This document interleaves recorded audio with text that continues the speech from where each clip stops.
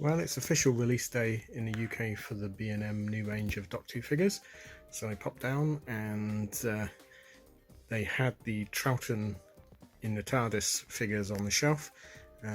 The other figures they had in stock boxes on their pallet. So I nicely asked the nice guy that was unboxing the pallets if he could get me one of each, which he was happy to do. I was berated by some old fella that went past and said, bloody Yanks, let the staff alone, which is interesting because I'm not American. I was wearing my Chief Brody Amity PD jacket, so I don't know whether he thought I was an actual American. Just bizarre, very, very surreal. So I thought we'd take a quick look at these. I just got the 3 sets. I actually got 2 of the unit ones because I want to do a painting video on one of them. But yeah, so I thought we'd have a look. So let's get them unboxed. The first thing I've noticed is that unlike the other sets which had plastic bands, they've used really sticky tape to hold these in. So I think it'll be okay, but I could see that if this is going to be more than a couple of months old, that tape's going to stick something shocking. So there's going to be lots of horrible mint in box versions of this later on. A bit of sunlight on this tape and you're not getting it off without some form of alcohol. So that's a bit of a poor mark on their point. Troughton figure is their standard Troughton figure. It's just been really dirted down. It's obviously meant to be the Doctor from the War Games. So we'll pop him out and have a look. Not sure on the face paint. They've drawn a black circle around both eyes, which is weird. But let's get them out. The Troughton figure is quite nice. Very heavily dry brushed with mud.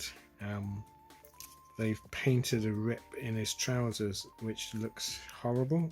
It just looks like a smear of paint.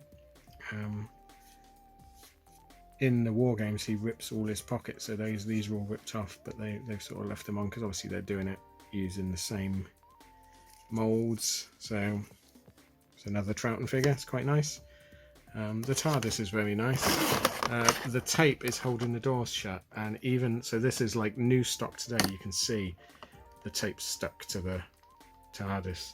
So anyone that's got one of these, can you see it right in the middle there on the doors? It's pulled all the paint and everything off. Anyone that's got one of these and is planning to keep it in its box, open it, take the tape off it, because that's going to go horrible. I don't know why they've bothered doing it. It's not like the doors fall open, they're sprung loaded, so weird. So it's nice. It's the basic Pertwee TARDIS, I think, just repainted. Very, very sloppy sort of matte finish on it, which works because the TARDIS was in a rough old state. The windows are uneven, so these ones are really heavily weathered and the front ones aren't. The flat roof, it's got a new lamp on it.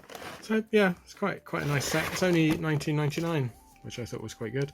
I'm going to put it back together. It's not one I'm going to display out because I've got far too many TARDISes on display at the moment. Loads of them up there. But yeah, so that's a nice figure. Let's get some of the others out. Okay, well this is the companions of the 4th Doctor. So you get a Sarah Jane, Romana Mark 1, Romana Mark 2. Let's look at Sarah first. A nice likeness. I haven't got any Sarah figures. I did have some of these Sarah Jane Chronicle ones, but I got rid of them. Not a bad figure. The coat's obviously wrong. It's just a primeval coat, I think, that they've used. But it's nice to have her in this Genesis of the Daleks outfit. Not the boots she wore, but there we go. The face is gorgeous sculpt, quite nicely painted.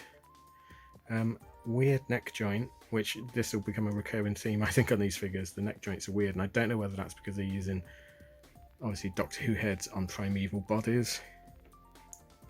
But yeah, happy to have Sarah. I mean, for 20 quid, these are a bargain. Romana Mark 1. Not a perfect likeness. In fact, you could, with a little bit of mod in the hair, you could use that as Barbara. There you go, there's one for the customizers. Don't know where this outfit's come from. It's very weird. That's the smell off this. This smells like a paddling pool. Lala Ward smells like a paddling pool. Exclusive. probably the weakest figure of the bunch, this one. The neck is really weird. The head is wobbly as heck. Yeah, I reckon this will pop off without boiling or anything. But yeah, nice basic figure, that one. This is the cream of the crop. Stunning likeness of Lalla Ward.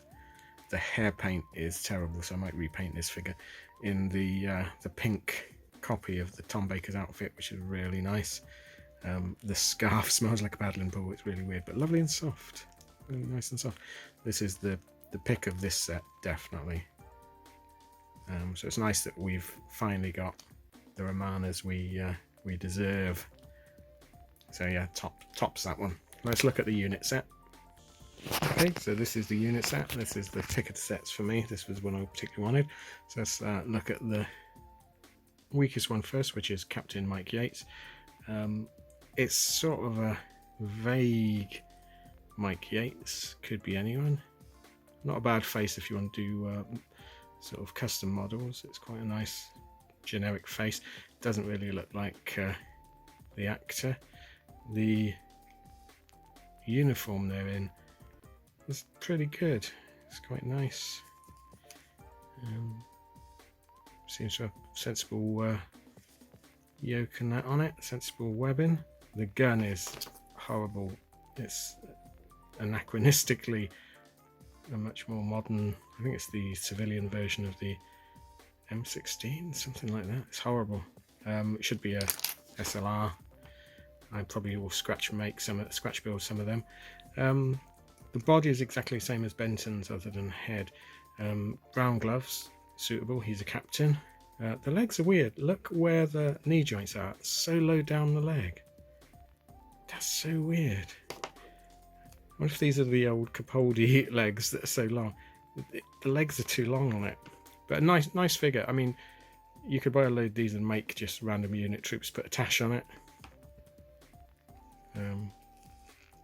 No ball. Is it ball joints on the arms? Oh yeah, ball joints on the arms, so that's nice. Yeah, I like these. It's good. I'm always a sucker for a military figure.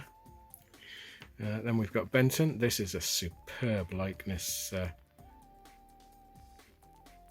Look at that. That's spot on. Paint's sloppy, so I bought a set of these to repaint, so I'll do a repainting video. I like that. That's a great John Levine sculpt. Sergeant, as he should be, with the unit badge.